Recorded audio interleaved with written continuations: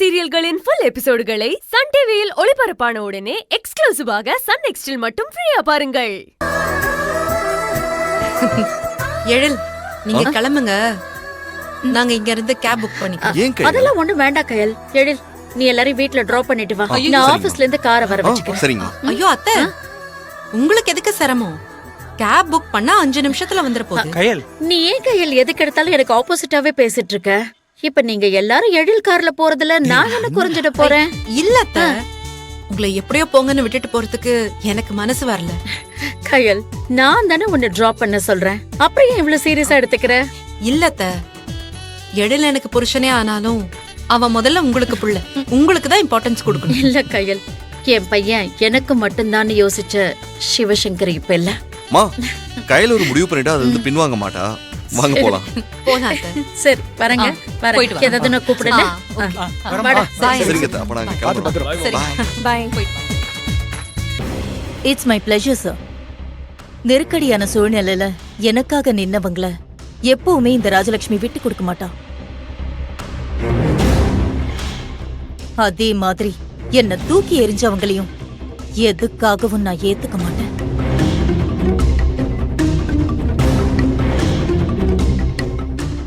அடேங்கப்பா, என் தங்கச்சி இப்படி ஒரு நிலைமையில ஒசந்து நிப்பான்னு தெரிஞ்சிருந்தா அவளை அந்த காலத்துல நான் விரட்டியே விட்டுருக்க மாட்டேன். நான் பெரிய தப்பு பண்ணிட்டேன் வடிவு. இப்ப மட்டும் என்னங்க கெட்டு போச்சு?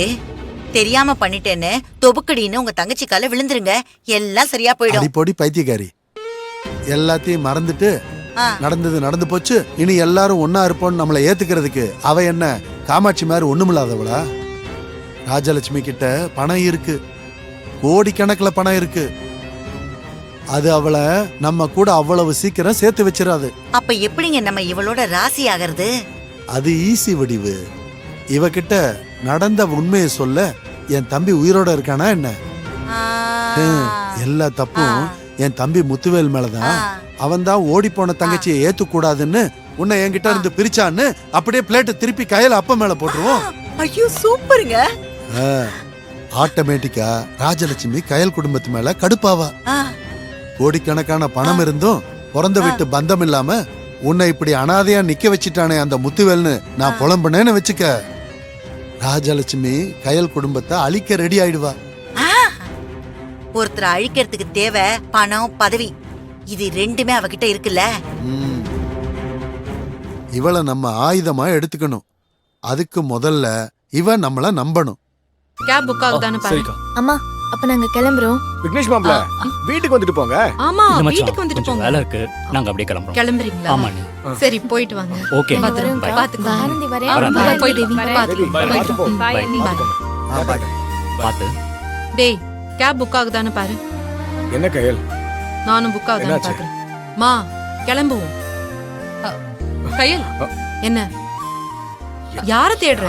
அக்காவும் மாமாவும் இன்னும் காணோம். எங்க போனாங்கன்னு தெரியலையே. காணணும், அப்படி விடுங்கம்மா. கெட்டது நம்மள விட்டு போச்சுன்னு நிம்மதியா ஏய், இருக்கும். அமைதியா இரு, இல்ல பல்ல உடைச்சிடுவேன். இரு மூர்த்தி, அக்காவும் மாமாவும் கடைக்குள்ளதான் சரி சரி, இருப்பாங்க. இங்கே இருங்க, நான் போய் நான் பாத்து எங்க இருக்காங்கன்னு போய் பார்த்து கையோட கூட்டிட்டு வரேன். நீ வரேன் கையல். சொன்னா கேட்க ஏய், மாட்டீங்களே. நீ கேப் பாத்துட்டு இருக்கல. பண்ணியாச்சுக்கா. ஆயிடுச்சா? எவ்வளவு நேரம் காட்டுது?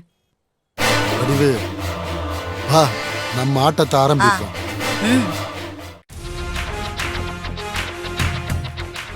நாளைக்கு டெண்டருக்கு தேவையான கொட்டேஷன்ஸ் ரெடி பண்ணிட்டீங்களா? ரெடியா இருக்கு மேடம்.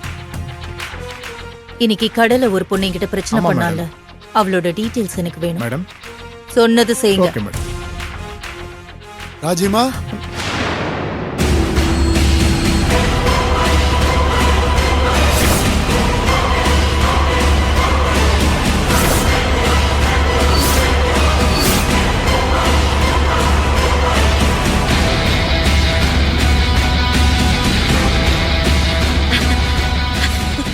என்னங்க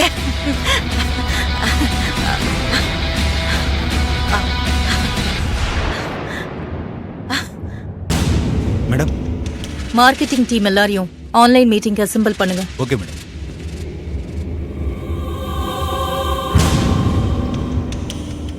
நீங்க அங்க வெயிட் பண்ணுங்க. Okay madam. ராஜிமா, அம்மா ராஜலட்சுமி.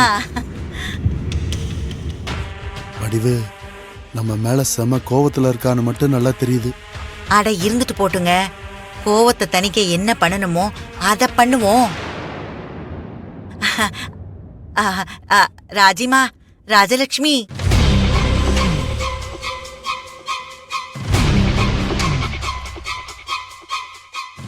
என்னம்மா ராஜி, எங்களை அடையாளம் தெரியலையா? இவரு கூட பிறந்த அண்ணம்மா.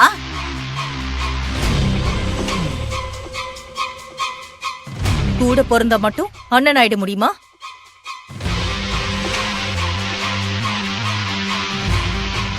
நீ எங்க மேல கோவமா இருப்பேன்னு எனக்கு நல்லாவே தெரியுமா. ஆனா நடந்தது என்னன்னு நான் சொன்னா. நிறுத்துங்க. உங்களோட எந்த கதையும் கேட்க நான் தயாரா இல்ல. அப்படியெல்லாம் சொல்லாதம்மா. உன் மேல எனக்கு எவ்வளவு பாசம் இருக்குன்னு என் பொண்டாட்டிக்கும் அந்த மேல இருக்க கடவுளுக்கு மட்டும்தாம்மா தெரியும். நீ எங்க இருக்க, என்ன பண்ற, நல்லா இருக்கியான்னு யோசிச்சு யோசிச்சு நான் தினம் தினம் செத்துக்கிட்டு இருந்தம்மா. ஆனா இப்ப உன்னை பார்த்ததுக்கு அப்புறம் தான் எனக்கு அவ்வளவு சந்தோஷமா இருக்கு. போன உசுறு திரும்ப வந்த மாதிரி இருக்கு. ஆமா ராஜி, ஒரு நொடிக்கும் இன்னொரு நொடிக்கும் நடுவுல உன்னை பத்தி தான் நாங்க அடிக்கடி யோசிப்போம். நீ வீட்டை விட்டு வெளியில போனதுக்கு அப்புறம் நாங்க உன்னை தேடி அலையாத இடமே இல்ல. நான் அவ வெளிய போன வேண்டாம், பழச கிளறாதீங்க. நல்லா இருக்காது சொல்லிட்டேன். ஐயோ ராஜிமா, நான் சொல்றத கொஞ்சம். என்னையும் என் புருஷனையும் ஏத்துக்கோங்கன்னு கெஞ்சினப்போ உங்ககிட்ட இருக்கிற பணத்தையும் கேட்டரிங் ஓனருங்கிற பதவியும் வச்சுதானே எங்களை தூக்கி எறிஞ்சீங்க. ஐயோ, இப்ப மட்டும் என்ன சொந்தம் கொண்டாடுறீங்க? என்ன வடிவு சொல்ற? ஒருத்தர் மேல பாசம் காட்டு கூட உங்களுக்கு பணம் தேவைப்படுதுல்ல? ஐயோ, அதிகாரம் கையில இருந்தாதான் கூட பிறந்தவங்களுக்கு கூட மரியாதை, பாசம் எல்லாம். இப்படிப்பட்ட போலியான பாசம் எல்லாம் எனக்கு தேவையில்லை. என்ன வேணான்னு தூக்கி எறிஞ்ச உறவை எதுக்காகவும் ஏத்துக்க நான் தயாரா இல்ல.